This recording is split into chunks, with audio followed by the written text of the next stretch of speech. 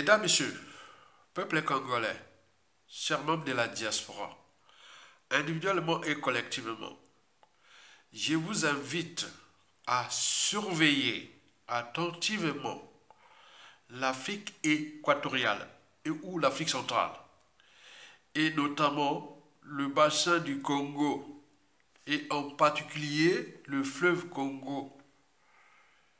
Et pour cause, voici pour vous la chronique géopolitique et géostratégique de la chute annoncée de Paul Kagame du Rwanda, de Joao Lorenzo d'Angola et du despote Denis Sassou Nguesso du Congo-Brazzaville. Explication. Historiquement, en 2017 et 2018, qu'aviez-vous constaté? Historiquement, entre 2017 et 2018, qu'aviez-vous constaté aux États-Unis d'Amérique, en Angola, en Afrique centrale, et en RDC, en Afrique centrale? Explication.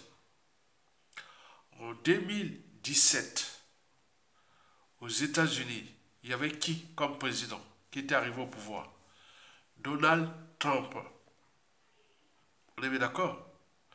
La même année, qui arrivait au pouvoir en Angola?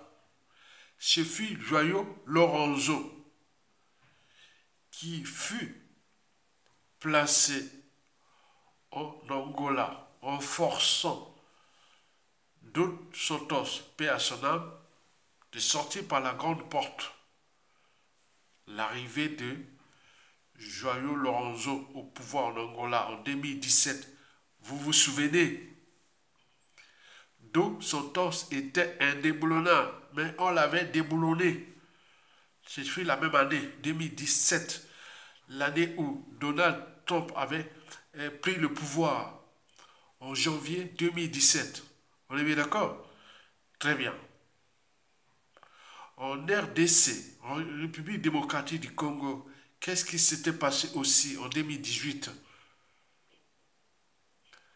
L'arrivée au pouvoir de Félix Antoine Tshilombo Tshisekedi et Joseph Kabila, qui était là depuis plus de 18 ans, et donc fut poussé à la porte. Vous croyez que Dos Santos, Joseph Kabila voulait un parti du pouvoir comme ça? Non. Donc il y avait eu une main noire. Et cette main noire-là fut celle de Donald Trump.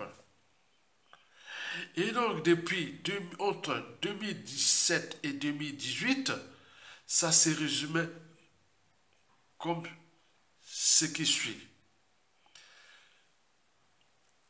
Joao Lorenzo prend le pouvoir, Dos Santos à la cathode, exil, Joseph Kabila à la cathode et Félix Tshisekedi prenait le pouvoir. Et ce n'est qu'en 2020, lorsque les démocrates revenaient au pouvoir avec Joe Biden et que tout s'est compliqué maintenant pour surtout la RDC qui revenait dans cette situation-là et surtout pour Félix Tshisekedi qui fut placé là quelque part par Donald Trump. Félix Tshisekedi fut placé par Donald Trump. Et depuis qu'il vient de s'échapper à la mort, à l'assassinat, on a vu, il s'acharne contre Paul Kagame, contre Joao Lorenzo, puisque le maître